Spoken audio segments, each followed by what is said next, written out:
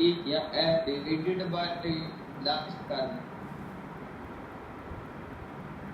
Last chiral carbon. क्या समझ में आया? एक कार्बन आ गया तो लास्ट वाले कायरल को कर लेना है।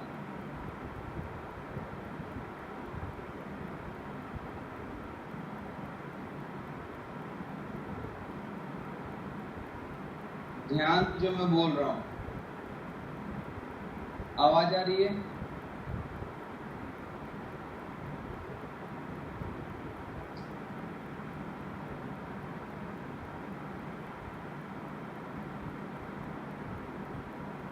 अच्छा, 1 मिनट होल्ड करना सब लोगों ने।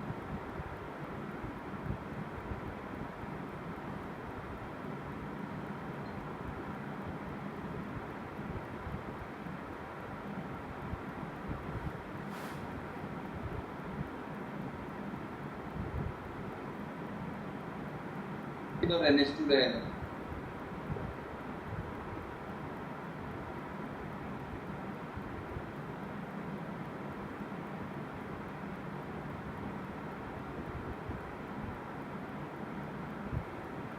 हेलो, आवाज आ रही है?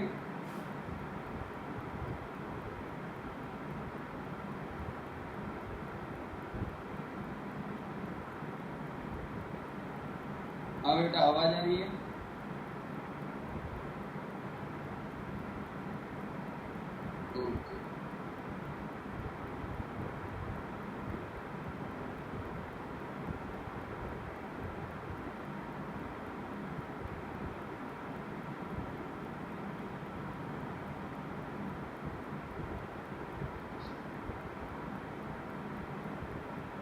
चलिए, अब तक मैंने ये बताया था कि हम लोग लास्ट कायरल कार्बन से चेक कर लेंगे, ठीक है। अभी तक मैंने ये बताया था कि लास्ट कायरल कार्बन से चेक कर लेंगे। तो देखो, लास्ट कायरल कार्बन में जो OH है वो अपने को दिख रहा है, वो राइट साइड है, तो हम इसे D बोलेंगे।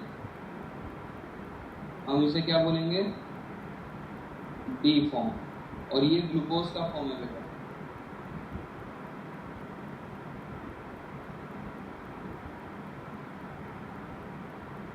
बेटा सेकेंड वाली ये अमीनो एसिड है, ये अमीनो एसिड है।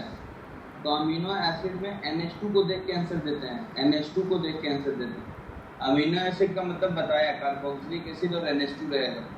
चलो, अब इसका L फॉर्म कैसे बनेगा? अब सब लोग मुझे बताओ, इसका L फॉर्म कैसे बनेगा? ये L फॉर्म कैसे बनेगा, जल्दी बताओ बेटा। रजिस्टर इसका स्ट्रक्चर ये होता है ग्लूकोज का। तो ध्यान रखेंगे, L फॉर्म के लिए इसका मिरर इमेज बना देंगे। अगर किसी का आपको फॉर्म दिया है तो उसका L फॉर्म, उसका मिरर इमेज होगा। किसी एक ही कार्बन को मत रोटेट कर देना, ध्यान रखना इस बात को, है ना बेटा। तो आप देखिए इसका मिरर इमेज, OH के सामने H, H के सामने H, OH के सामने OH, यहाँ भी OH के सामने OH। तो यहाँ H या H, यहाँ OH और यहाँ H आ गया। तो ये इसका L ग्लूकोज हो जाएगा। ठीक है बेटा, समझ में आ गई बात? चलिए ठीक है। अब आते हैं नेक्स्ट, R और S कन्फिगरेशन पढ़ लिया। नेक्स्ट हम लोग आते हैं एरिथ्रियो एंड थ्रियो में। सब लोग ध्यान समझेंगे। देखो, एरिथ्रियो और थ्रियो के लिए कायरल सेंटर पर, 2 कायरल सेंटर पे मिनिमम कितने हैं? इसमें 2 कायरल सेंटर होने चाहिए, ध्यान से देखेंगे। एरिथ्रियो एंड जो थ्रियो है, इसके लिए कंडीशन क्या है? 2 कायरल सेंटर होंगे, ठीक है।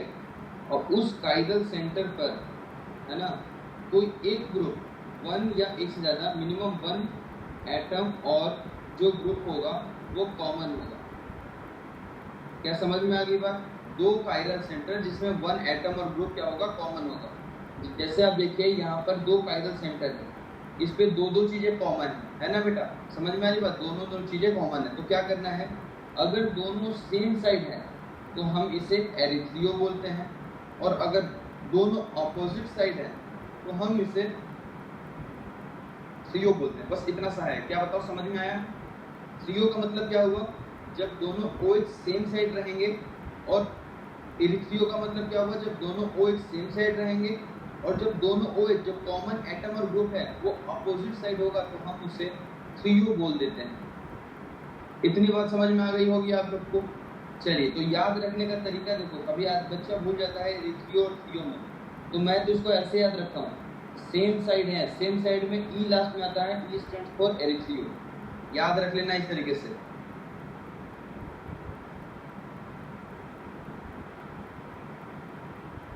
ठीक है बेटा, एरिथ्रियो और थ्रियो में बस इतना सा है, सेम एटम जो है उस सेम साइड है तो एरिथ्रियो, ऑपोजिट है तो थ्रियो बोल देना है।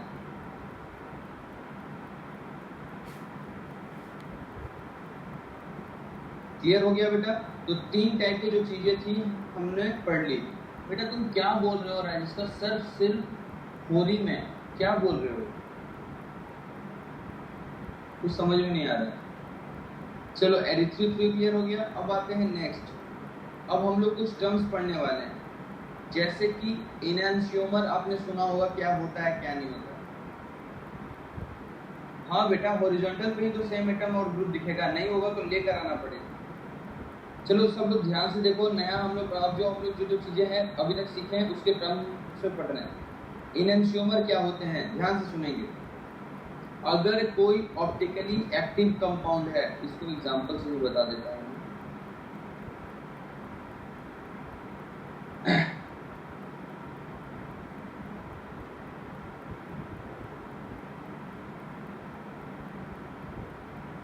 चलिए ध्यान से देखेंगे जो मैं बोल रहा हूँ।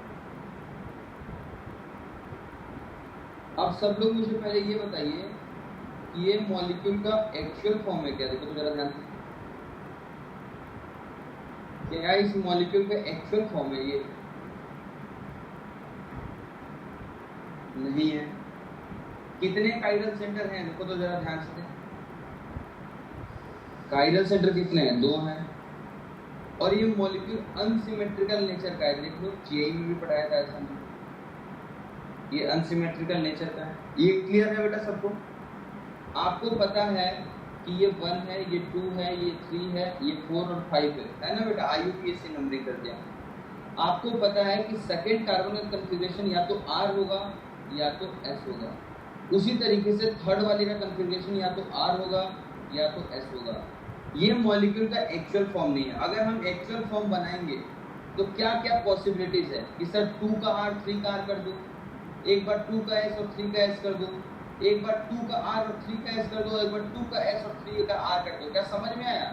जो पॉसिबिलिटीज है वो क्या क्या है सर? 2R और 3R बना सकते हैं फिशर फॉर्म में, और एक क्या है सर 2 का S और 3 का भी S बना सकते हैं। और क्या पॉसिबिलिटीज है सर? 2 का R और 3 का S कर दो, और इस बार क्या कर दो 2 का S और 3 का R कर दो। जरा बताइए आप लोग, क्या ये बातें आपको समझ में आ रही हैं या नहीं? पॉसिबिलिटीज अगर एक्चुअल फॉर्म में किया जाए तो इसके 4 फॉर्म बन जाएंगे। तो अगर कोई पूछे इसके कितने ऑप्टिकल आइसोमर होंगे, 4 ऑप्टिकल आइसोमर हो जाएंगे। 4 ऑप्टिकल आइसोमर इस कंपाउंड के पॉसिबल है। अगली बात समझ में? तो इन्हीं सबको हम बना के अभी देखेंगे और उनके बीच में डिफरेंस समझेंगे।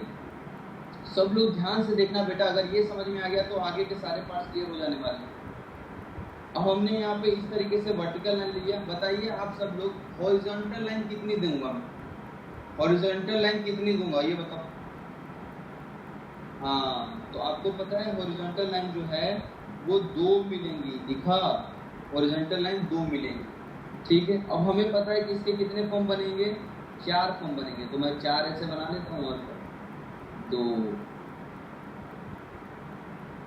और सबका आपको रिलेशन में बता देने वाला हूँ। अभी टेंशन नहीं लेना है, आराम से समझना है एकदम अच्छे से, है ना बेटा? चलो इतना पार्ट क्लियर हो गया। अब हम लोग यहाँ पे इसका रिलेशन देखेंगे। कैसे पता चला, कैसे पता सर कि 2 बनेंगी? क्या 2 बनेंगी? मैंने 2 क्या बनेंगी? 2, अरे बेटा हॉरिजॉन्टल लाइन 2 कैसे बनेंगी ये पूछ रहे हो कमल? बेटा जितने काइरल सेंटर होते हैं उतने ही हॉरिजॉन्टल लाइन बनती है, ध्यान रखना इस बात का। फीचर प्रोजेक्शन में 2 काइरल सेंटर है तो 2 बन जाएंगे हॉरिजॉन्टल। चलिए अब हमें क्या करना है, कार्बन चेन को वर्टिकल लाइन पे रखते हैं। तो देखो यहाँ पर CH3 और यहाँ C2H है। पहला केस क्या कर रहा हूँ ध्यान से देखिए, ये OH और ये OH, इधर H और यहाँ पर दूसरा H। जरा बताइए फर्स्ट वाला जो है इसमें 2 काइरल सेंटर है, इतना तो क्लियर है सबको। इसमें बताइए क्या प्लेन ऑफ सिमेट्री एब्सेंट है कि प्रेजेंट है, जल्दी से बताओ। प्लेन ऑफ सिमेट्री एब्सेंट है या प्रेजेंट है? एब्सेंट है। और सेंटर ऑफ सिमेट्री भी क्या है इसमें? एब्सेंट है। मैंने बताया था फिशर में सेंटर चेक करने की जरूरत ही नहीं। इतना क्लियर हो गया? तो बताइए this molecule is optically active और इनएक्टिव? ऑप्टिकली एक्टिव और की इनएक्टिव?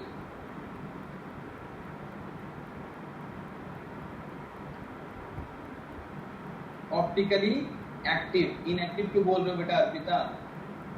राजेश सर पूछ रहा है इथाइल नीचे कैसे? अबे यार तुम क्या कर रहे हो यार, तुम दिमाग खराब कर रहे हो मेरा। देखो यहाँ पे ये इथाइल नहीं दिख रहा तुम्हें, यहाँ पे ये और ये मिथाइल नहीं दिख रहा, तो ऊपर में मिथाइल रहेगा, नीचे में इथाइल रहेगा। जब बात कर रहे हो,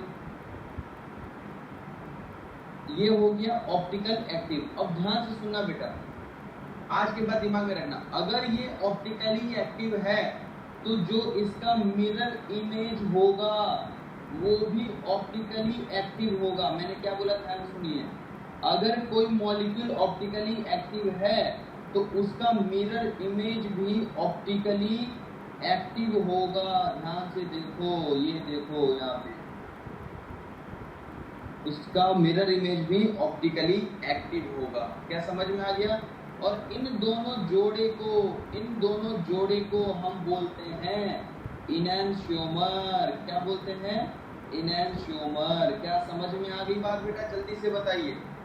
इनैंशियोमर की मतलब समझ में आया कि ए और बी दोनों एक दूसरे के मिरर। अगर आज के बाद ध्यान समझे, हाँ आज के बाद अगर आपको एक ऑप्टिकली एक्टिव मिला तो उसका मिरर इमेज भी ऑप्टिकली एक्टिव होगा।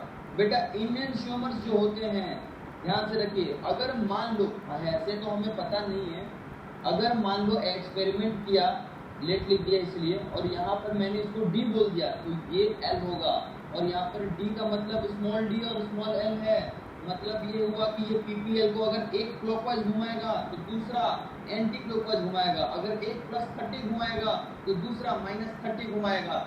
बस इनका नेचर जो है अपोजिट होता है। क्या समझ में आ गई बात? इनैंशियोमर की जो सबसे इंपॉर्टेंट बात है वो सुनिए, इनकी फिजिकल प्रॉपर्टीज सेम होती है।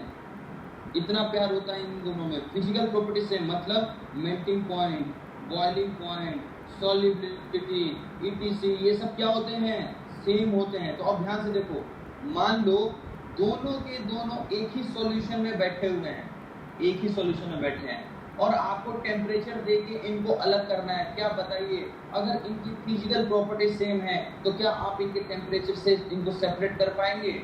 नहीं कर सकते, क्योंकि इनका बॉइलिंग पॉइंट सेम है। मतलब ये हुआ कि अगर किसी के बॉइलिंग पॉइंट में डिफरेंस होता है, मान लो का 100 है, एक का 200 है, तो 100 डिग्री तक हीट करो, 100 वाला ऊपर उड़ जाएगा और जो 200 वाला है नीचे बच जाएगा। लेकिन इन दोनों का फिजिकल प्रॉपर्टीज वो सेम होता है। मतलब ये हुआ, क्या हुआ मतलब कि दोनों का बॉइलिंग पॉइंट सेम है, तो जाएंगे तो दोनों साथ में जाएंगे, आएंगे तो दोनों साथ में आएंगे। आई बात समझ में? क्लियर हुआ? चलिए ठीक है। तो ये हुआ जोड़े की कहानी। अब ध्यान से सुनो, एक बात मैं बता रहा हूं, अब आप इसको घर पे देख लेना। ये पहले भी बता रखा है, ये 1, ये 2, ये 3 और ये 4। तो 1 से 2, 2 से 3 की ओर जा रहे हैं, तो ये R है, इसको क्रॉस करके S कर दिया। ध्यान से देखना, ये 1 है, ऊपर वाला 2 है, ये 3 है, ये 4 है। ये पहले भी सिखा रखा हूँ, इसलिए डायरेक्ट बता रहा हूँ। 1 2 3 एंटी क्लॉकवाइज आ रहा है, तो मतलब एंटी क्लॉकवाइज को S बोलेंगे और इसका हो जाएगा R, क्योंकि लिस्ट पार्टिकल हॉरिजॉन्टल पे। इतना क्लियर है? अब ध्यान से देखो, एक कंपाउंड में A वाले जो कंपाउंड है उसका 2 पर क्या आ गया? S, और 3 पर क्या आ गया? R। ध्यान से देखो, 2 पर क्या आ गया? S और 3 पे क्या आ गया? R। तो 100% उसका मिरर इमेज, जो उसका मिरर इमेज है, जो उनका मिरर इमेज है, उसको कैसे करेंगे जल्दी बताइए। तो इसका मिरर इमेज क्या हो जाएगा? 2R 3S। अगर मेरे पे भरोसा नहीं है तो आप इसका RMS बनाकर खुद से चेक कर लेना। क्या सबको समझ में आ गई बात बेटा? देख लो, अभी तक हमने यहाँ पे जो 4 लिखा था, ध्यान से देखना, हम लोग जो यहाँ पे 4 लिखे थे ना, 4, देख लो यहाँ पे ये 4 जो दिख रहे हैं आपको, इनमें से क्या क्या अभी तक हमने बना लिया है? अभी तक हमने ये वाला पार्ट बना लिया है और ये पार्ट बना लिया है। तो देखो, अगर इनैंशियोमर कोई है ना बेटा, तो उसका सेम कार्बन पे अपोजिट कॉन्फ़िगरेशन आ जाता है। देखो S का R और R का S आ जाता है। उसी तरीके से एक और फॉर्म में बना रहा हूँ। देखो इस फॉर्म को कैसे बना रहा हूँ, CH3 C2H5, एक बार OH इधर, एक बार H इधर, इधर एक बार OH और इधर H इधर। तो अब जरा बताइए क्या ये ऑप्टिकली एक्टिव है? हाँ, ये भी plane of symmetry and centre of symmetry absent है, तो ये ऑप्टिकली एक्टिव है। अगर ये ऑप्टिकली एक्टिव है बेटा, अगर ये ऑप्टिकली एक्टिव है तो इसका मिरर इमेज भी क्या होगा? जल्दी से बताइए, इसका मिरर इमेज भी क्या होगा? Optically active.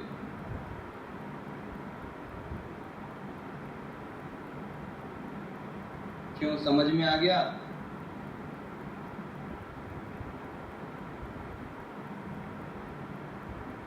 ठीक है, अब देखो ध्यान से, तो ये दोनों जोड़े भी क्या हो जाएंगे? एक दूसरे के इनैंशियोमर हो जाएंगे। तो अगर आपसे कोई पूछे कि A एंड B क्या हुआ? इनैंशियोमर। C एंड D भी क्या हो गया? इनैंशियोमर। ध्यान से समझेंगे, इनैंशियोमर। ठीक है बेटा। अब अगर आपसे पूछा कि A और C क्या हो गया, ध्यान से देखो जरा A और C को, आपको क्या दिखेगा कि A और C दोनों एक ही कंपाउंड का पार्ट है। देख लो ध्यान से, यही कंपाउंड है, उसी का A है, उसी का C है, लेकिन दोनों एक दूसरे के मिरर इमेज नहीं है। ध्यान से देखिए, दोनों एक दूसरे के मिरर इमेज नहीं है। एक एरिथ्रियो है तो एक थ्रियो है। तो ऐसे कंपाउंड, ध्यान से समझेंगे, ऐसे कंपाउंड्स जो ऐसे स्टीरियो आइसोमर, इसको मैं स्टीरियो आइसोमर लिख देता हूँ, ऐसे स्टीरियो आइसोमर जो एक दूसरे के मिरर इमेज नहीं होते हैं, मिरर इमेज नहीं होते हैं, can not be mirror image, तो उन्हें हम बोलते हैं डायस्टीरियोमर। देखो दो नए टर्म सीख लिए। डायस्टीरियोमर भी जोड़े की कहानी है, इनैंशियोमर भी जोड़े की कहानी है। इनैंशियोमर ऑप्टिकली एक्टिव का मिरर इमेज ऑप्टिकली एक्टिव होता है, आई बात समझ में। और डायस्टीरियोमर क्या होते हैं? जो एक दूसरे के मिरर इमेज नहीं होते हैं। क्या इतनी बात समझ में आ गई? क्लियर हो गया? अब देखो एक और पॉइंट बता देता हूं, इनैंशियोमर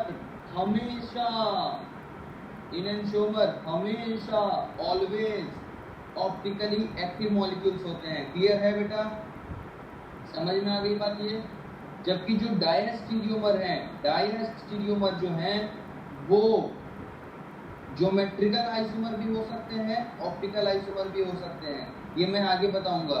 ये ऑप्टिकली एक्टिव भी हो सकते हैं, ये ऑप्टिकली इनएक्टिव भी हो सकते हैं। थोड़ी देर में ये बात मैं क्लियर करने वाला हूँ। क्लियर है यहाँ तक? सबको समझ में आ गया? चलो अब सब लोग ध्यान से देखो तो जरा जो मैं बता रहा हूँ। ये A है और ये B है, ध्यान से समझना। A और B की कहानी बनाता हूँ, आप सुनाओ A और B की कहानी, जरा ध्यान से सुने तभी आएगा मजा।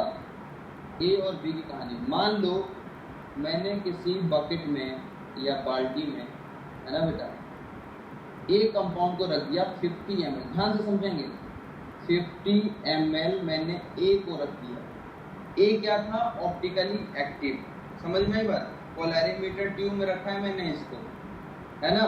अब मैं बोल रहा हूँ बेटा यहाँ से PPL पास करो। यहाँ से अगर आप PPL पास करोगे तो बताइए फाइनल, देखो 50 ml A जो है, A को मैंने क्या मान रखा था? पहले देख लो एक बार, तो बाद में बोलोगे सर आपने बताएंगी। A को मैंने D मान रखा है। क्या मान रखा है? D, है ना बेटा।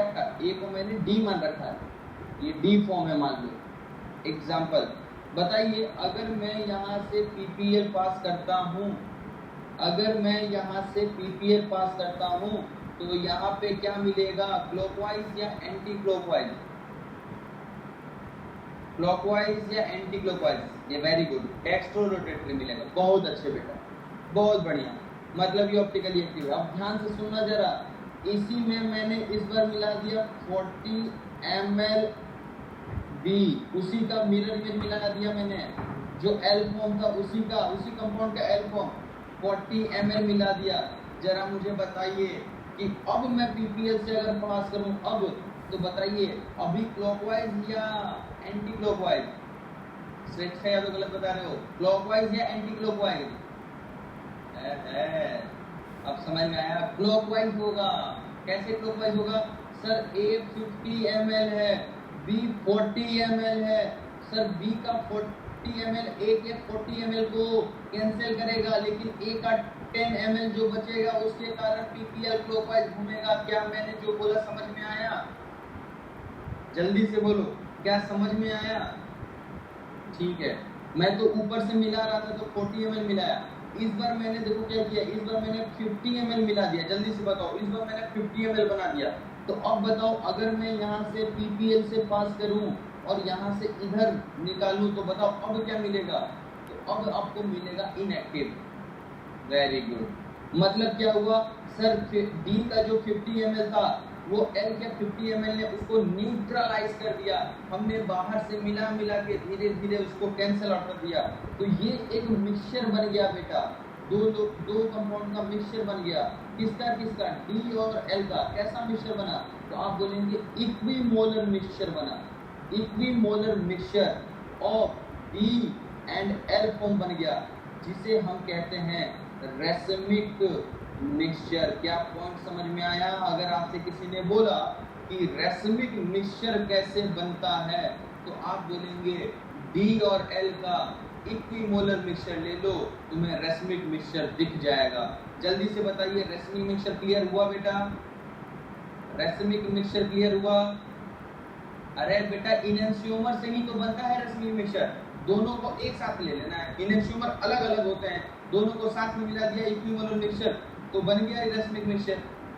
ठीक है, तो अब अगर कोई पूछे रेसमिक मिक्सचर ऑप्टिकली एक्टिव की इनएक्टिव, तो आप बोलेंगे भाई इसको तो इनएक्टिव बोलेंगे। ये एक मिक्सचर है, ये एक कंपाउंड नहीं है, ध्यान रखेंगे इस बात का। ये एक मिक्सचर है दो कंपाउंड का। ठीक है बेटा, क्लियर हो गया? अब देखो, मान लो तुम्हारे घर पे छोटे छोटे बच्चे हैं, एक वाले ग्लास में रखा था D फॉर्म, एक में रखा था L फॉर्म। ध्यान से सुनना, दोनों को आगे बच्चों ने एकदम 50-50 ml मिला दिया, मिल गया रेसमिक मिक्सचर। अब घर पे तुम्हारे पेरेंट्स आते हैं, बोलते हैं यार ये क्या कर दिया है, दिमाग खराब मत किया करो, इसको अलग अलग काम था। अब इसको क्या करना है? सेपरेट करना है। क्या करना है? सेपरेट करना है, अलग करना है। तो रेसमिक मिक्सचर को सेपरेट करने को के तरीके को हम बोलते हैं रेजोल्यूशन। क्या बोलते हैं? रेजोल्यूशन। मतलब हम कह सकते हैं रिजॉल्व कर रहे हैं। क्या कर रहे हैं? रिजॉल्व कर रहे हैं। तो अगर पूछे कोई कि रेजोल्यूशन क्या होता है या रिजॉल्व करना क्या होता है, तो आपको बताना है रेसमिक मिक्सचर से D और L को अलग अलग कर देने को हम रेजोल्यूशन बोलते हैं। क्या समझ में आ गई बात? जल्दी से बताइए। समझ में आ गया बेटा? तो घर पे हम लोगों ने देख लिया। अब आज के बाद दिमाग में रखना एक बात, ऑप्टिकली एक्टिव का मिरर इमेज ऑप्टिकली एक्टिव होता है। दोनों जोड़े को इनएंशियोमर कहते हैं। और अगर कोई ऐसा आइसोमर है जो दोनों एक दूसरे के मिरर इमेज नहीं है तो उन्हें हम डायस्टेरियोमर कहते हैं। रेसमिक मिक्सचर कोई पूछे तो बता देना, एक्टिव का, दोनों एक्टिव का मतलब एक का D एक का L, small d small l की बात कर रहा हूँ, दोनों को अगर इक्विमोलर मिक्सचर मिला दिया जाए तो रेसमिक मिक्सचर बन जाता है। अरे भाई राजेश सर उसका डाउट है सर रेसमिक मिक्सचर इनएक्टिव है ना, तो इनएंशियोमर कैसे होगा? अरे बेटा, इनएंशियोमर जोड़े की कहानी है। जैसे मान लो किसी बच्चे के माँ और पापा हैं, तो माँ और पापा वो दोनों एक दूसरे के अगर मिरर इमेज हुए हैं तो वो इनएंशियोमर हो गए। तो दोनों एक ही इंसान थोड़ी ना है, अलग अलग हैं। और अगर दोनों एक मिक्सचर बनाते हैं 50 ml मिलके, तो उस मिक्सचर को रेसमिक मिक्सचर बोलेंगे। ठीक है, चलो अब आओ इधर जल्दी से, इनएंशियोमर की जल्दी पॉइंट सब पढ़ लेते हैं। जो भी मैंने पढ़ाया वही चीज है। पहली बात, इनएंशियोमर हमेशा ऑप्टिकली एक्टिव आइसोमर्स होते हैं which are non superimposable mirror images of each other. मैंने ये बहुत पहले से आपको सिखा रखा है कि अगर कोई ऑप्टिकली एक्टिव है तो वो नॉन सुपरइम्पोजेबल मिरर इमेज 100% होगा। मतलब इसका मिरर इमेज बनाओगे तो वो सुपरइम्पोज नहीं करेगा, और इसी को हम कायरल कंपाउंड्स बोलते हैं। सेकंड पॉइंट क्या है, ध्यान से देखेंगे, similar physical properties like melting point, boiling point, solubility. जैसा कि मैंने बताया, इसीलिए इनको फ्रैक्शनल डिस्टिलेशन से अलग नहीं कर सकते हैं। फ्रैक्शनल डिस्टिलेशन का मतलब ये हुआ, फ्रैक्शनल डिस्टिलेशन का मतलब ये हुआ कि हम टेम्परेचर से इसको अलग नहीं कर सकते। अनन्या का एक डाउट है, DH सर D है कि HL है, ये हमें कैसे पता चलेगा? बेटा हमें पता नहीं चलेगा, बस हमने मान लिया अभी डी और एन एक्सपेरिमेंट से पता चलता है, लेकिन हमें इतना पता है कि अगर एक डी है तो दूसरा एल होगा, अगर एक एल है तो दूसरा डी होगा। हाँ, अगर इक्विमोलर मिक्सचर ना होते तो क्या कहते हैं, अगर इक्विमोलर मिक्सचर नहीं होगा तो वो जो भी बनेगा उसको वो ऑप्टिकल एक्टिव पार्ट शो करेगा। बस इतना दिमाग में रखना, उससे ज्यादा कुछ नहीं सियान। चलो थर्ड पॉइंट देखते हैं क्या है। उसी में आता है ऑप्टिकल प्योरिटी और बहुत सारी चीजें होती हैं जो आईटी वगैरह में पढ़ाते हैं, अपने को इतना नहीं जाना है। नेक्स्ट आते हैं configuration. Configuration R and S exactly opposite in enantiomer. Symmetry तो ऑब्जेक्ट होगा, ये तो हमने देख लिया। और ये वाला पॉइंट थर्ड पॉइंट समझ में आया बेटा कि आर और एस एग्जैक्टली ऑपोजिट हो जाता है सेम कन्फिगरेशन में।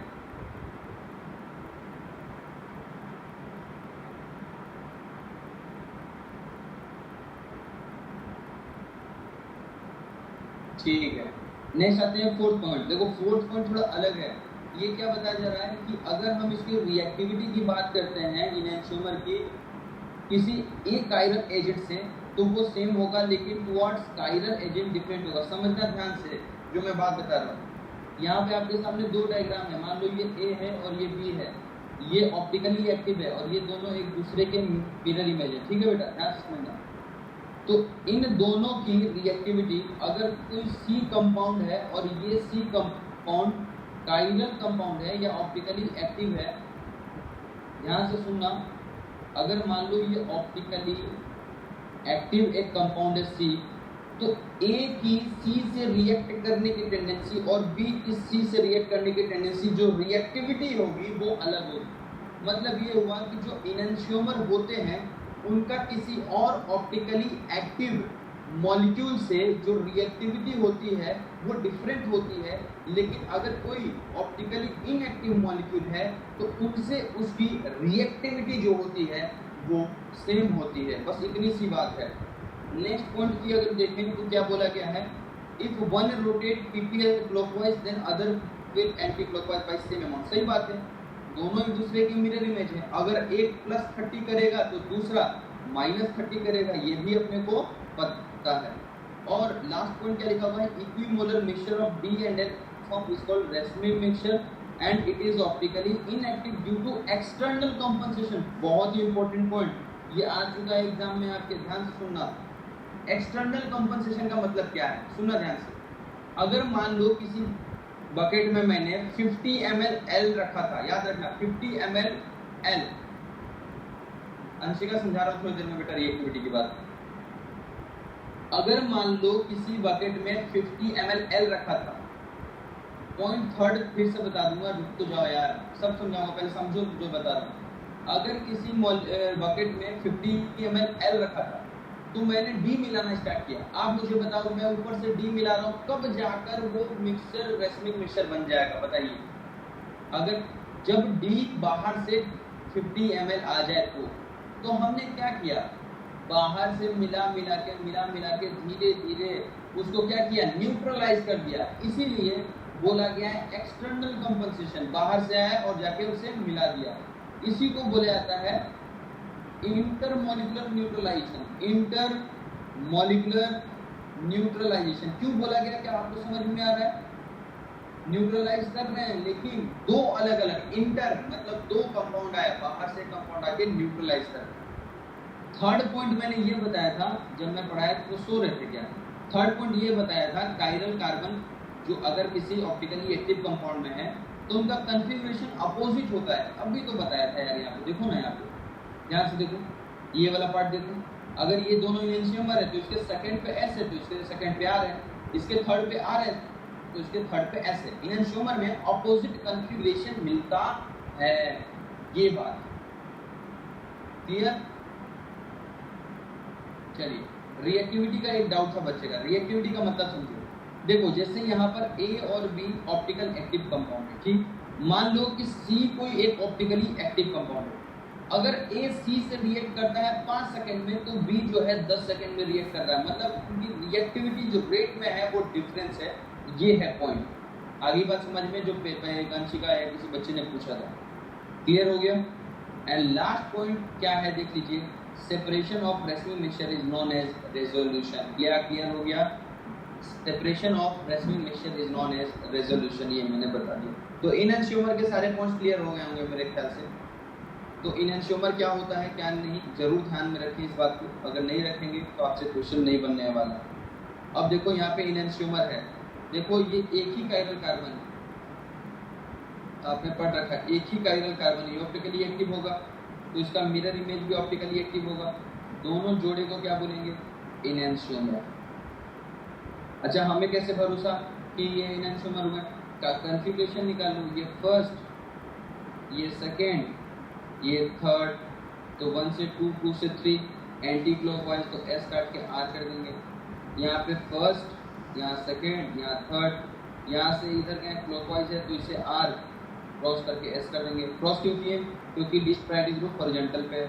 ये देखो मैंने अभी बताया था इनएंशियोमर का जो कायरल कार्बन का कॉन्फ़िगरेशन होता है जस्ट अपोजिट होता है। क्लियर हुआ बेटा? चलो नीचे वाले में आप खुद से चेक कर लोगे, इस पे मैंने पहले ही बता रखा है आप लोगों को, ठीक है।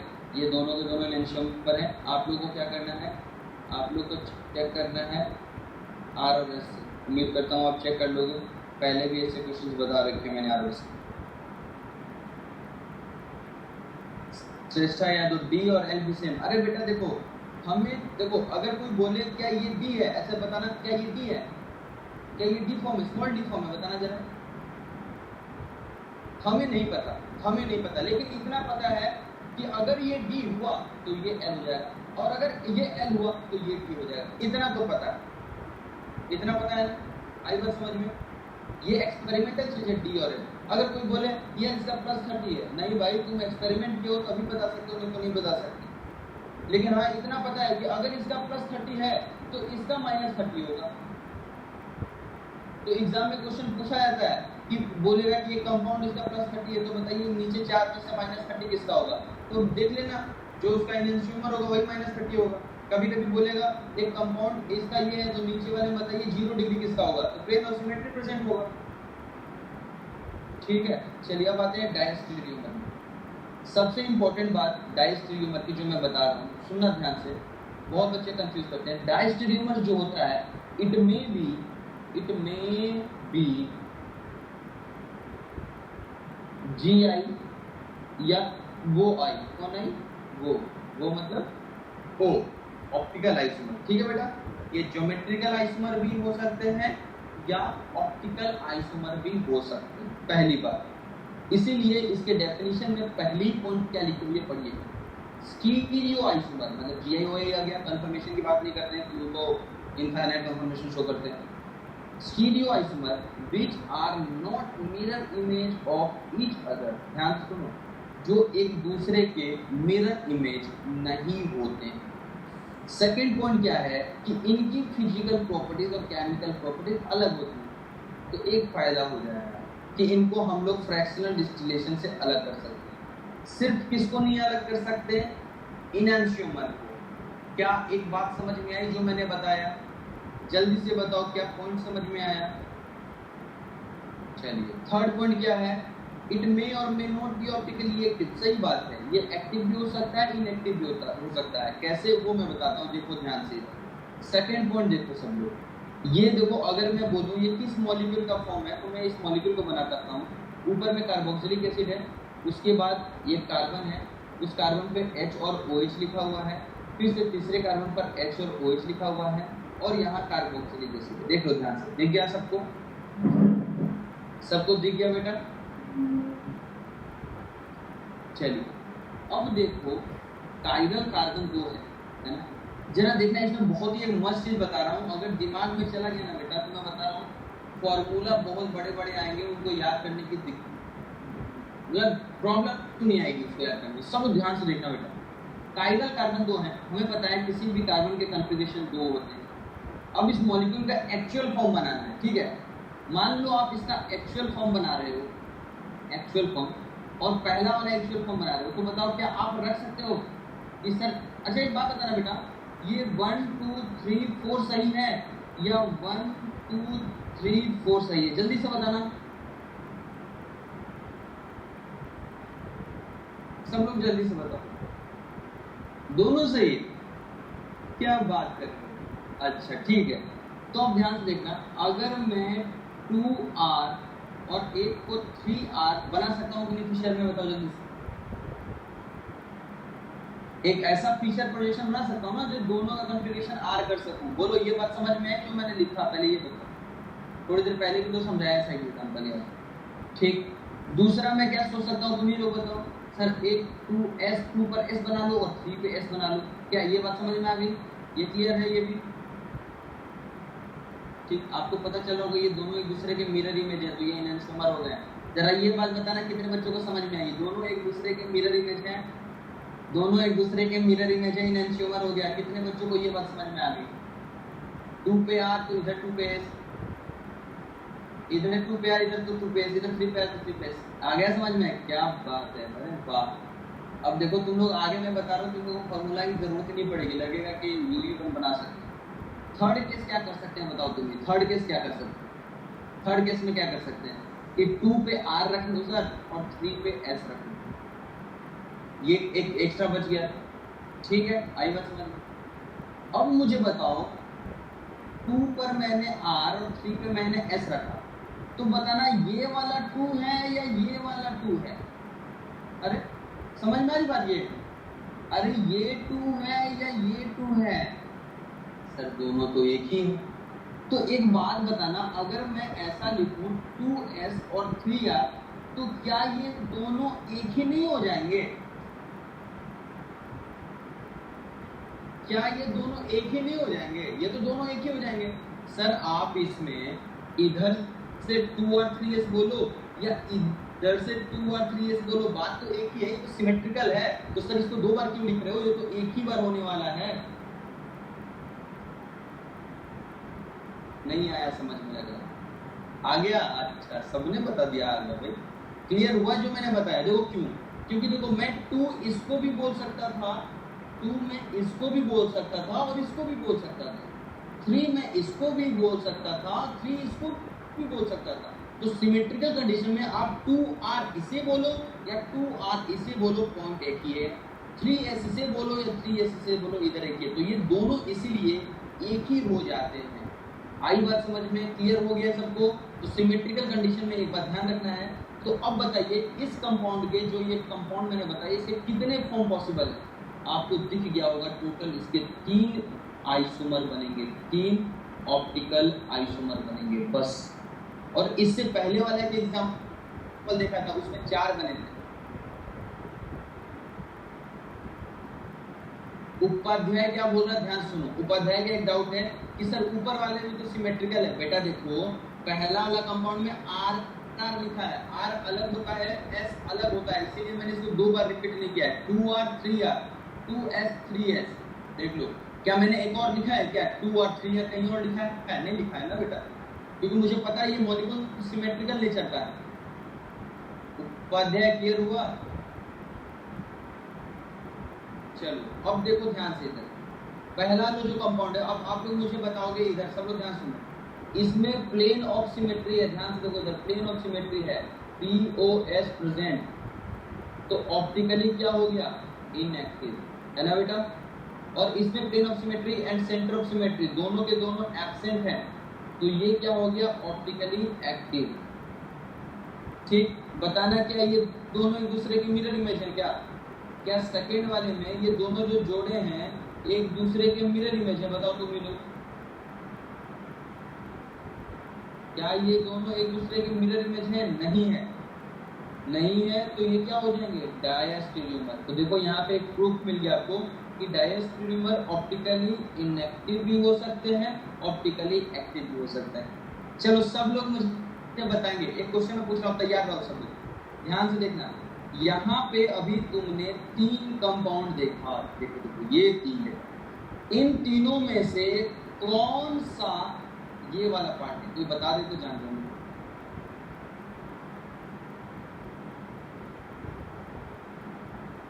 ये वाला जो मॉलिक्यूल है, इन तीनों में से कौन सा फॉर्म होगा? सोच के देखो जल्दी। थर्ड होगा, थर्ड। 1 और 2 तो हो ही नहीं सकते हैं। अब देखो इसी को समझा रहा हूं, सब लोग ध्यान से देखो, ध्यान से देखो, समझा रहा हूं। अगर किसी मॉलिक्यूल में 2 कायरल कार्बन हैं और प्लेन ऑफ सिमेट्री है, इसका मतलब समझना सब लोग ध्यान से समझना। बेटा आपने क्या किया था कि यहाँ पे एक प्लेन रखा था और यहाँ पे ऐसा प्लेन जो दोनों एक दूसरे का मिरर इमेज है। ध्यान से देखना इस बात में। आप लोग देखो, जो मैं दिखा रहा हूँ इंडिकेटर से आपको दिख रहा होगा, सब लोग ध्यान से देखना। फर्स्ट कंपाउंड की कहानी बता रहा हूँ। ये ऑप्टिकली इनएक्टिव क्यों हुआ ये देखो। इस प्लेन के ऊपर वाला पार्ट अगर पीपीएल को क्लॉकवाइज में घुमा रहा होगा, किधर घुमा रहा होगा? क्लॉकवाइज में, तो नीचे वाला पार्ट उसी का मिरर में एंटी क्लॉकवाइज घुमा के उसको न्यूट्रलाइज कर रहा होगा। क्या ये पॉइंट समझ में आया? अगर ऊपर वाला क्लॉकवाइज तो नीचे वाला एंटी क्लॉकवाइज, अगर ऊपर वाला एंटी क्लॉकवाइज तो नीचे वाला क्लॉकवाइज घुमा के उसको नेट रोटेशन, इसी को बोलते हैं नेट रोटेशन। जीरो आ रहा होगा, क्या समझ में आ गया बेटा? जल्दी से बताओ, समझ में आ गया? क्लियर हुआ? तो देखो बेटा, सिमेट्रिकल मॉलिक्यूल में प्लेन ऑफ सिमेट्री आ गया तो एक का कॉन्फ़िगरेशन, अब देखो ना, मिरर इमेज है ना एक दूसरे का। अगर ऊपर वाला R है तो नीचे वाला S होगा, या ऊपर वाला S है तो नीचे वाला R होगा। 110%। अब देखो राजेश्वर क्या बोल रहा है। राजेश्वर का एक डाउट है, उससे सब लोग सीखना है, सब लोग ध्यान से, कि थर्ड वाला तो इनएंशियोमर है। ध्यान सुनो क्या बोल रहा है बेटा। कभी भी जिंदगी में थर्ड वाला इनएंशियोमर हो सकता है। इनएंशियोमर अकेले की कहानी नहीं है, जोड़े की कहानी है। थर्ड वाला इनएंशियोमर बोल रहा है, बताओ गलत है कि सही है? इनएंशियोमर तो दो लोगों की कहानी है, या 1 2 बोलो, या 1 3 बोलो, या 2 3। गलत भी करो तो कुछ सही तरीके से गलत बोलो बेटा। समझ में आ गई बात?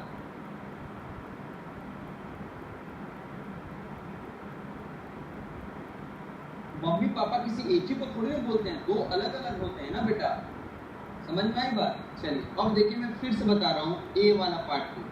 मैंने क्या बताया? अगर किसी मॉलिक्यूल में प्लेन ऑफ सिमेट्री है, काइरल सेंटर के बावजूद प्लेन ऑफ सिमेट्री है, इसका मतलब उसका एक फॉर्म पीपीएल को जिस डायरेक्शन में घुमा रहा होगा, उसका दूसरा फॉर्म उसी के ऑपोजिट डायरेक्शन में लेके जा रहा होगा। समझ में आ गई बात? चलिए अब हम लोग यहाँ पे देख लेते हैं। अब फर्स्ट एग्जांपल देखिए, फर्स्ट जरा ध्यान से देखिए। ये दोनों एक दूसरे के ज्योमेट्रिकल आइसोमर है। चेक कीजिए आप लोग, ये दोनों एक दूसरे के ज्योमेट्रिकल आइसोमर है। क्या ये सिस और ये ट्रांस है? तो बताइए क्या ये दोनों एक दूसरे के मिरर इमेज है? नहीं, ऐसा नहीं है। ये दोनों एक दूसरे के मिरर इमेज नहीं है। इन दोनों जोड़े को भी डायस्टेरियोमर कहते हैं।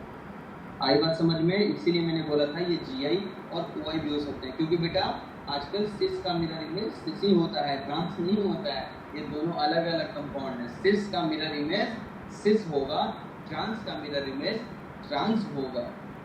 यहाँ तक क्लियर है बेटा? चलिए, तो हमने यही चीज पढ़ लिया।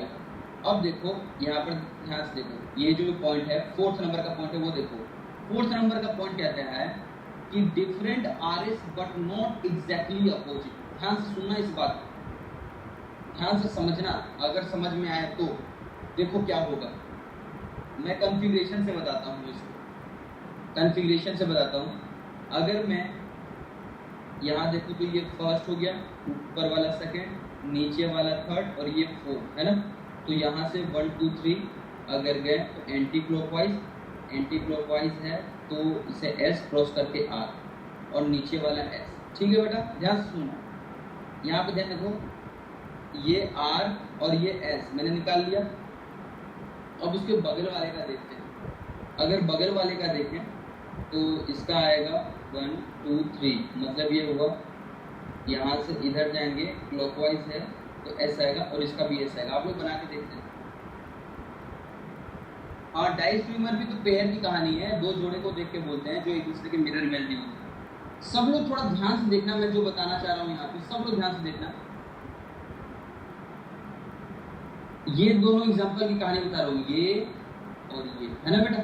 ये दोनों एग्जांपल की कहानी बता रहा हूँ, सब लोग ध्यान से देखना बेटा। पहले वाले का कॉन्फ़िगरेशन देखो, R और S आया, देखो ध्यान से, R और S आया, और दूसरे वाले का S और S आया। देख रहे हो, मतलब जस्ट ऑपोजिट नहीं हो रहा है, एक ऑपोजिट और एक सेम हो जाता है। अगर जस्ट अपोजिट हो जाता तो इसे हम इनएंशियोमर बोल देते हैं बेटा, और अगर एकदम वैसा का वैसे हो जाता तो आइडेंटिकल बोल देते हैं। तो एक ऑप्शन बचता है कि एक R का S हो गया और एक का S हो गया, तो हम इसे बोलते हैं डायस्टेरियोमर। क्या सबको समझ में आया डायस्टेरियोमर की कहानी कैसे पहचानते हैं, जल्दी बताओ।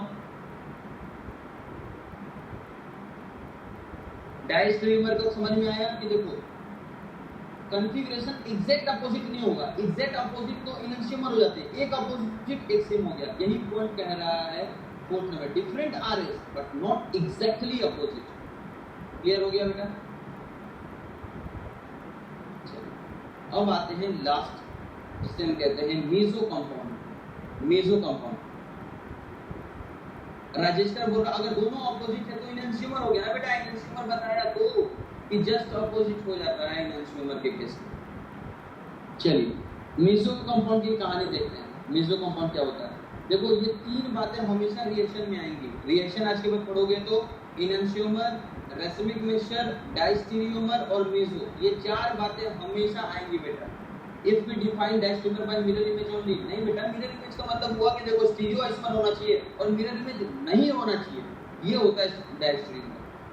चलिए मेसो कंपाउंड देखिए। सबसे पहली बात, मेसो कंपाउंड अकेले की कहानी, ये बेचारा सिंगल है, ये डबल नहीं है। आई बात समझ में? ये बेचारा क्या है? सिंगल है। इससे पहले जितने भी लोग थे कमिटेड थे, किसी ना किसी के साथ वो रिलेशन शो करते थे, जबकि यहाँ पर मेसो कंपाउंड एक ही कंपाउंड की कहानी है। इस बात को दिमाग में पहले रख दीजिए। मेसो कंपाउंड में क्या लिखा गया है कि meso compounds having more than one chiral carbon but is still optically inactive due to symmetry. अब इसको मैं एकदम आसान भाषा तो खैर लिखा ही हुआ है, फिर भी मैं बता रहा हूँ, ध्यान समझना। मेसो कंपाउंड कैसे पहचानते? अगर मेसो कंपाउंड किसी कंपाउंड में पहचानना है तो सबसे पहले वो मॉलिक्यूल का एक्चुअल फॉर्म होना चाहिए। एक्चुअल फॉर्म होना चाहिए, और उस एक्चुअल फॉर्म में आपको देखना पड़ेगा कि जो कायरल कार्बन है, क्या मैंने बोला? कायरल कार्बन जो है वो या तो दो से ज्यादा होना चाहिए। First condition. And second condition is that कि प्लेन ऑफ सिमेट्री प्रेजेंट होना चाहिए या सेंटर ऑफ सिमेट्री प्रेजेंट होना चाहिए, या plane of symmetry, centre of symmetry, दोनों के दोनों प्रेजेंट होने चाहिए। इसलिए ये मॉलिक्यूल ऑप्टिकली इनएक्टिव होते हैं। जल्दी से बताइए क्या कंडीशन आपको समझ में आया बेटा? जल्दी से बताइए क्या आप सबको कंडीशन समझ में आया कि मेसो कंपाउंड जो है वो एक्चुअल फॉर्म में देखना है, और एक्चुअल फॉर्म में देखने का क्या तरीका कि कायरल कार्बन में दो से ज्यादा होनी चाहिए और सिमेट्री एलिमेंट प्रेजेंट होना चाहिए, इसीलिए ये ऑप्टिकली इनएक्टिव होते हैं। ठीक, एक इंपॉर्टेंट बात, ऑप्टिकली इनएक्टिव है बट ये ऑप्टिकल आइसोमर है, ये बहुत इंपॉर्टेंट है, ध्यान रखेंगे। ऑप्टिकली इनएक्टिव है बट ऑप्टिकल आइसोमर है। ऑप्टिकल आइसोमर का मतलब क्या होता है? सुनो ध्यान से सुनना बेटा। ऑप्टिकल आइसोमर का मतलब क्या हुआ? ऑप्टिकल आइसोमर में दो चीजें आती हैं, ऑप्टिकल एक्टिव भी, ऑप्टिकली इनएक्टिव भी। लेकिन मेसो को ऑप्टिकली इनएक्टिव के बावजूद हम इसे ऑप्टिकल आइसोमर क्यों बोलते हैं, समझना सब लोग ध्यान से। तैयार रहो। आप मुझे बताइए ये जो कंपाउंड है यहाँ पे जो दिख रहा है, इसमें कितने कायरल सेंटर है? देखो जल्दी से, कितने कायरल सेंटर हैं? दो। बहुत बढ़िया। अब मैं पूछ रहा हूँ क्या इसमें प्लेन ऑफ सिमेट्री प्रेजेंट है? क्या इसमें प्लेन ऑफ सिमेट्री प्रेजेंट है? हाँ है। तो क्या ये मेसो है? हाँ है। अब मुझे बताओ, यहाँ पर इंटरनल कॉम्पनसेशन लिखा है, देखो ये इंटरनल, ये समझ में आया क्यों लिखा है? क्योंकि एक ही मॉलिक्यूल में दो ऐसे पार्ट हैं जो दोनों एक दूसरे के मिरर इमेज हैं मॉलिक्यूल के अंदर, इसीलिए इसको बोलते हैं इंट्रामॉलिक्यूलर न्यूट्रलाइजेशन। इंट्रा का मतलब मॉलिक्यूल के अंदर ही, जबकि रेसिमिक मिक्सचर कैसा था, इंटरमॉलिक्यूलर। अब देखो ये ऑप्टिकल आइसोमर क्यों है, ये पॉइंट पे आता है, यहां तक समझ में आ गया। ऑप्टिकल आइसोमर, इस पॉइंट पे हम आते हैं। बताओ क्या इस मॉलिक्यूल का कोई दूसरा फॉर्म ऑप्टिकल एक्टिव हो सकता है? ध्यान से समझो, क्या इस मॉलिक्यूल का कोई भी दूसरा फॉर्म ऑप्टिकली एक्टिव बना सकते हैं, कुछ चेंज करके, किसी भी टाइप का चेंज करके? तो आप क्या बोलेंगे, हाँ सर देखो कार्बोक्सिलिक एसिड ऐसे था, उसी कंपाउंड का देखो स्टीरियो आइसोमर है, लेकिन उसी का ये जो भाई है ये ऑप्टिकली एक्टिव है।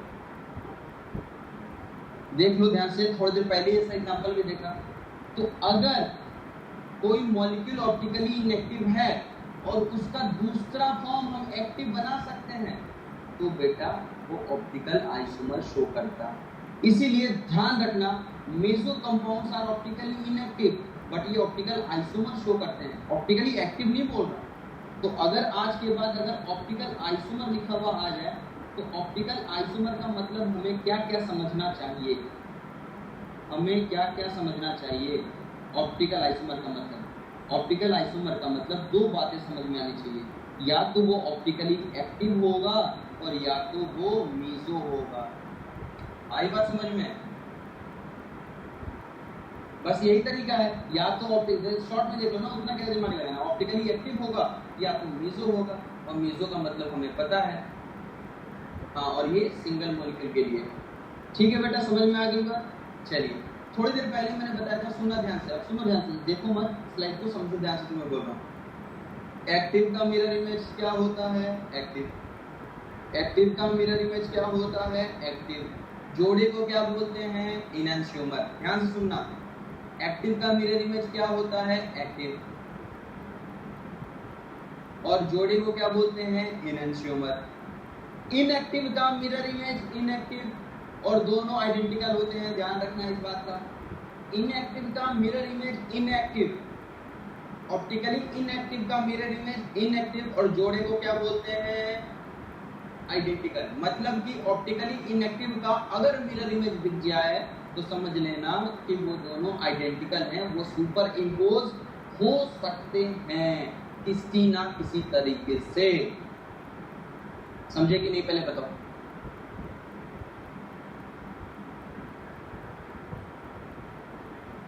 समझ में आया?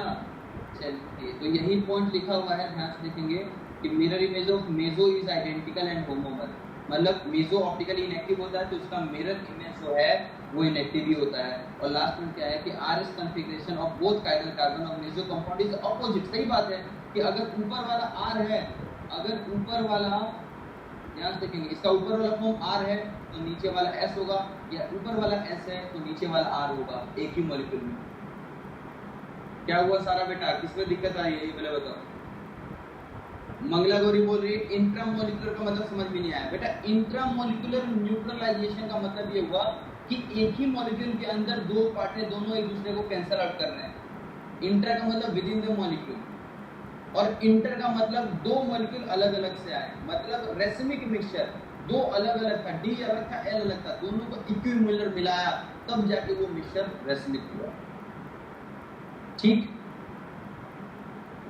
हाँ, एक आर और एक एस होगा ही होगा, देख लेना ये बात। होमोमर कैसे, होमोमर कैसे, चलो ठीक है वो भी बता देता हूँ। चलो ये देख लो, ये पहले ये जो बातें अभी तक मैंने बोली वही है, पहले देख लो जल्दी से, ये वही बात है। इनैंशियोमर में जस्ट अपोजिट होता है, देख लो जस्ट अपोजिट है, यहाँ पे इनैंशियोमर जस्ट अपोजिट है। मेसो में हम लोग देख लिए, मेसो एक ही कंपाउंड की कहानी है। अगर एक ही मॉलिक्यूल में दो कायरल सेंटर है तो आर का एस और एस का आर होता है, ठीक। और यहाँ पे डाई स्टीरियोमर में हमने देखा कि एक अगर सेम है तो दूसरा अपोजिट हो जाता है, ठीक है। अरे नहीं बेटा विजेंद्र, मेसो को रेसिमिक क्यों बोल रहे हो? मेसो ऑप्टिकली इनएक्टिव है।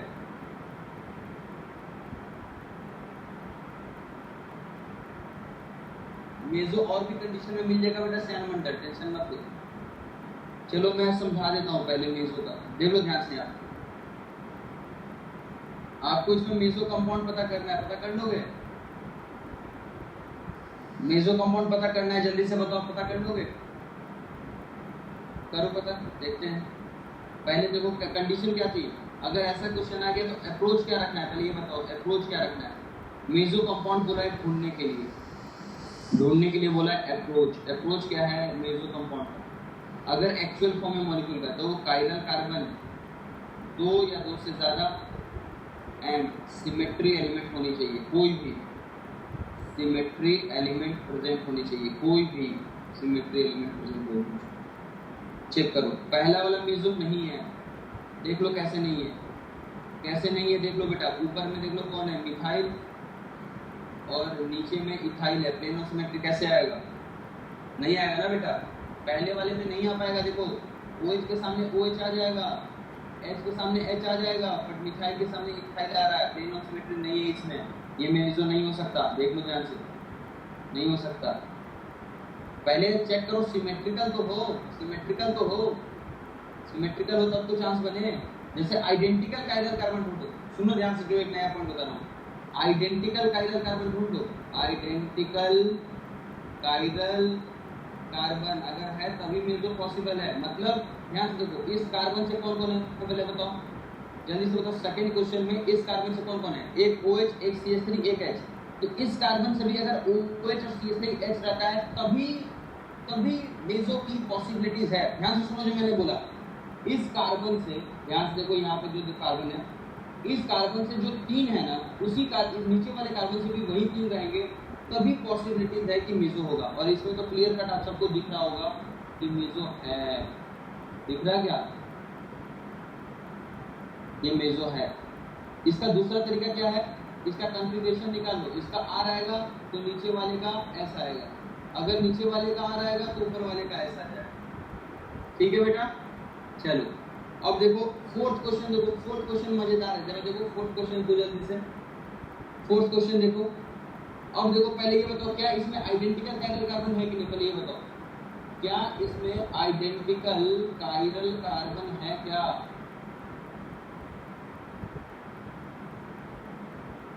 आइडेंटिकल काइरल कार्बन है? हाँ है। तो अब बताओ इसमें प्लेन ऑफ सिमेट्री है कि नहीं? तो उसका देखो तरीका मस्त मैं बता रहा हूँ, ध्यान सुनो। R और S से पता कर सकते हो। अब बहुत बच्चों को क्या लगेगा, सर यहाँ पर देखो H है, इधर तो मिथाइल है। बेटा ऐसे नहीं, पहले तो हम लोग क्या कर लेंगे, अगर ऊपर OH है तो यहाँ पर भी OH को लेकर देखो, पहले याद करो, ये पढ़ा है हमने ऐसे, ये OH है और ये H है। हमने कितनी बार चेंज कर दिया, ऑड या इवन, ऑड या इवन, ऑड या इवन। गजेंद्र बोल बेटा, ऑड या इवन है? ऑड, गलत किया।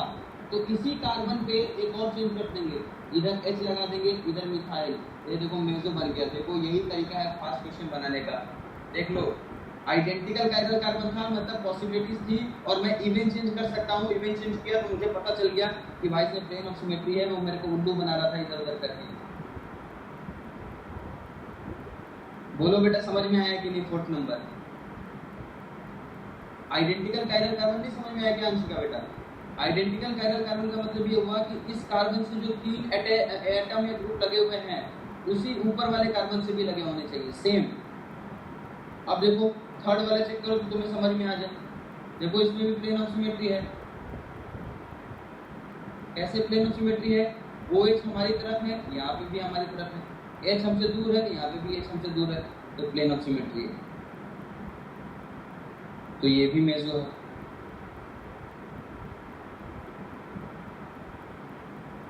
मंगला गौरी, इंटरनल कंपनसेशन का मतलब ये हुआ कि बेटा देखो, इंटरनल कंपनसेशन का मतलब क्या हुआ समझो सब लोग। एक ही मॉलिक्यूल के अंदर एक ऐसा मिरर इमेज आ रहा है, जो एक ऐसा प्लेन आ रहा है जो दोनों को इक्वल पार्ट में डिवाइड करता है। ठीक, आप देखो सेकंड एग्जांपल देखो। इंटरनल का मतलब क्या हुआ, ये मॉलिक्यूल ऑप्टिकली इनएक्टिव क्यों हुआ? पहले ये सोचो क्यों हुआ। PPL आया, इस प्लेन का ऊपर वाले ने अगर क्लॉकवाइज घुमाया होगा तो इसी प्लेन के नीचे वाले ने एंटी क्लॉकवाइज घुमाया होगा। मतलब मॉलिक्यूल के अंदर की बात है ना बेटा, एक ही मॉलिक्यूल के अंदर की बात है, इसीलिए इसको इंटरनल बोल रहे हैं। बाहर से कोई आके इसको कंपनसेट नहीं कर रहा। मॉलिक्यूल में ही 2 ऐसे भाग हैं जो दोनों एक दूसरे को कैंसिल कर रहे हैं। ठीक, चलिए थर्ड वाले में देखो प्लेन ऑफ सिमेट्री यहाँ लिया था, OH हमारी तरफ है तो ये इधर भी हमारी तरफ है, H उधर दूसरी तरफ है, ये भी दूसरी तरफ है, और ये दोनों प्लेन में है ही। फिफ्थ नंबर बताइए, आपको दिख रहा होगा फिफ्थ वाले में काइरल सेंटर फिर से 2 हैं और इसमें भी आइडेंटिकल है, लेकिन इसमें सेंटर ऑफ सिमेट्री प्रेजेंट है। देख लो ध्यान से, प्लेन ऑफ सिमेट्री एब्सेंट है बेटा, ध्यान रखना इसमें। प्लेन ऑफ सिमेट्री प्रेजेंट नहीं है किसी भी तरीके से, सेंटर ऑफ सिमेट्री है। देख लो इस सेंटर से अगर आप ऊपर की साइड जाएंगे, इधर ऊपर के साइड तो मिथाइल, और सॉरी नीचे के साइड मिथाइल, और इधर ऊपर के साइड मिथाइल। समझ में आया?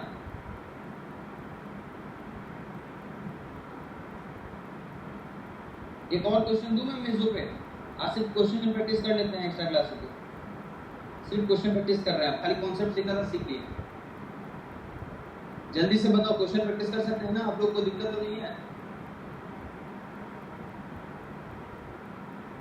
चलो ठीक है, देखना अभी मजा आएगा क्वेश्चन प्रैक्टिस में भी। अब क्वेश्चन क्या मैं लिख रहा हूं, ध्यान से देखना।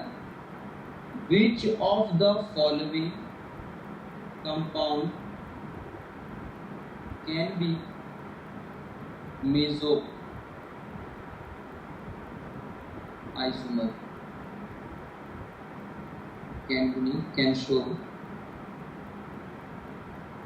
Meso isomer. ध्यान से देखिए इस क्वेश्चन को,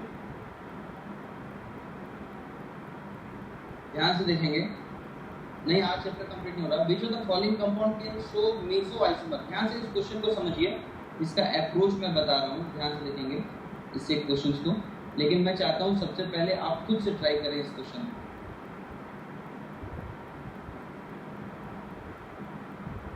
मैं बता रहा हूँ यहाँ पे जो भी क्वेश्चन करा रहा हूँ आपके मैक्सिमम एग्जाम में आने के चांसेस हैं, अगर आते हैं तो।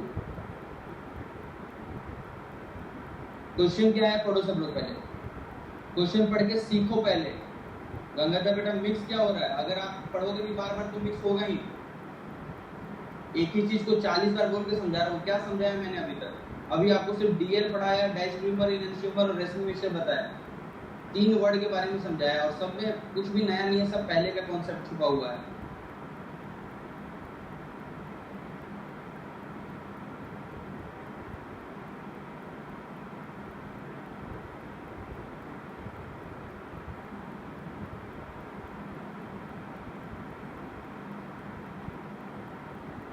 चलो बताओ।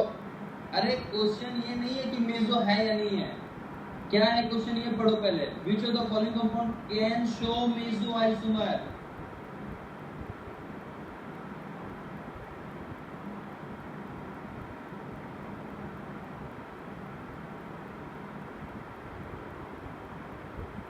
कैन शो मतलब शो कर सकता है, क्योंकि ये मॉलिक्यूल का एक्चुअल फॉर्म थोड़ी ना बनाया मैंने। आप इसको मेसो बोलोगे तो लपड़ खाओगे मेरे से, ये मॉलिक्यूल का एक्चुअल फॉर्म नहीं है। हाँ आलोक बेटा सही पकड़े हो एकदम।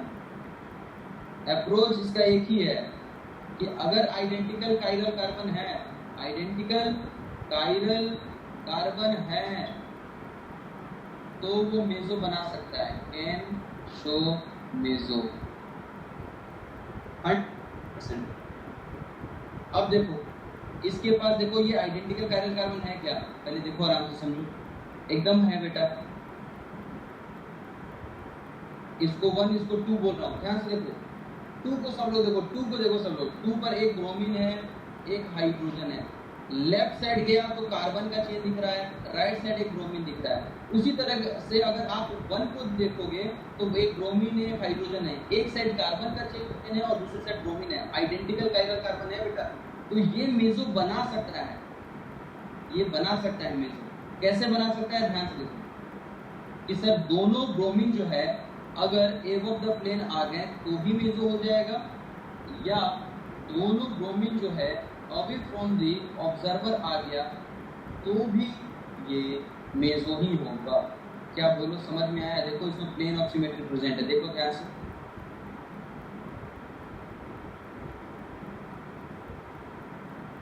लेकिन इसी मॉलिक्यूल में अगर हमने ऐसे रख दिया होता, ध्यान से देखना। अब बताओ ये प्लेन ऑफ सिमेट्री प्रेजेंट होता है या सेंटर ऑफ सिमेट्री? बताओ क्या अब प्रेजेंट होता है ये?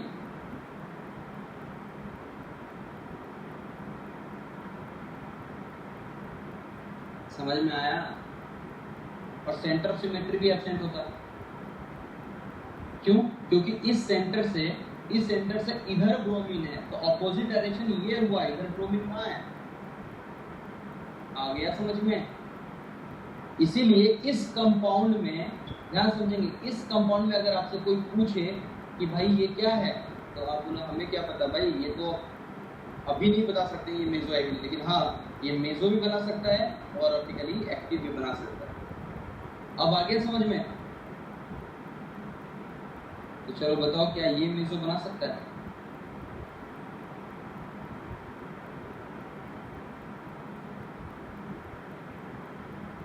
जल्दी से देखो सेकंड क्वेश्चन।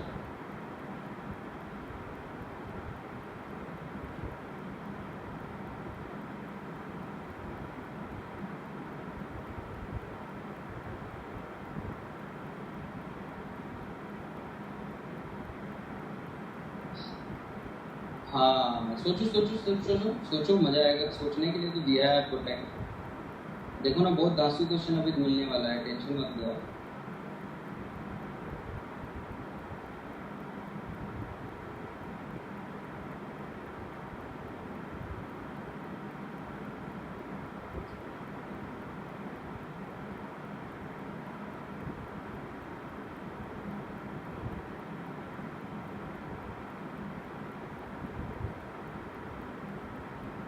सारे पाप मेजो के धुल जाएंगे बेटा अगर आपने सोच लिया तो। अब मैं बताता हूँ, ध्यान सुनो समझो। आइडेंटिकल कायरल कार्बन है, देख लो यहाँ पे कायरल कार्बन आइडेंटिकल है, इसमें मेजो बना सकता है, ये भी आंसर होगा, ये भी तो होगा, दो हो गए। क्यों देख लो ध्यान से, इस कार्बन से कौन है, H है, ब्रोमीन है, CH3 है, जो तीन इधर है वही तीन इधर भी है, H है, ब्रोमीन है, CH3 है, चौथा पार्ट तो पूरा आ जाएगा, ठीक है। थर्ड वाला अगर चेक करें, थर्ड वाला तो इसमें कायरल कार्बन तो दो हैं, बट ध्यान से देखो इसमें CH3 है, इसमें H है और OH है, जबकि यहाँ पर इथाइल है, H है और OH है, मतलब आइडेंटिकल नहीं है, तो ये मेजो नहीं बना सकता। ये जब भी बनाएगा ऑप्टिकली एक्टिव ही बनाएगा। फोर्थ वाला ही क्वेश्चन तो है सबसे धांसू, इसको बना डाला तो लाइट। हाँ विनेंद्र बेटा सही पकड़े हो।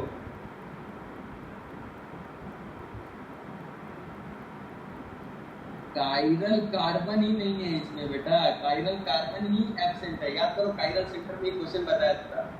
हाँ तनिष्क ने भी सही पकड़ा, तनिष्का ने भी सही पकड़ा है, तनिष्का हाँ, मानस सही है बेटा, नहीं कॉमन नहीं है, ध्यान सुनो, हाँ कॉमन सही बोले, ये हाइड्रोजन है, कायरल कार्बन ही नहीं है, कायरल कार्बन ही एब्सेंट है, तो मेजो की बात कैसे करें भाई। आया समझ में? ये देखो सारे क्वेश्चंस वैसे ही हैं पहले वाले, और ये होमवर्क दे दूंगा मैं, देख लो क्या है। अरे होमवर्क देना है लेकिन इसको पहले हटा देना है।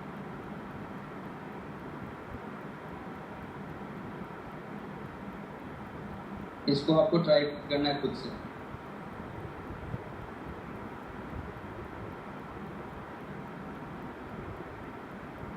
तो यहाँ तक आपको मैं होमवर्क दे रहा हूँ, ठीक है बेटा। हाँ अच्छा, आइडेंटिटी इसमें कुछ बच्चों को डाउट हो रहा है, मैं बता दूँ, एक मिनट बस टेंशन नहीं लेनी। चलो ध्यान से, इसमें कायरल सेंटर नहीं है, मैं बता देता हूँ। एक हाइड्रोजन है, एक ब्रोमीन है, अब इसका बाकी का पार्ट कहाँ है, ये 1 है, तो 1 पे 2 वैलेंसी अलग है, बाकी वैलेंसी चेक करो, 2 2 डैश दोनों सेम आ गया, फिर आगे चेक करो 3 3 डैश दोनों सेम है, और ये 4 का कॉमन हो गया ना बेटा, आई बात समझ में? इसीलिए इसमें कायरल सेंटर ही नहीं है, जिसने एक बच्चे ने पूछा। चलो आज के लिए काफी है बेटा, समझ में आ गया। आप सब लोग क्वेश्चन प्रैक्टिस करें, अगले दिन ऑप्टिकल आइसोटोप कंप्लीट हो जाएगा। हाँ पहले भी दिया था ऐसा क्वेश्चन, मुझे याद। चलिए ठीक,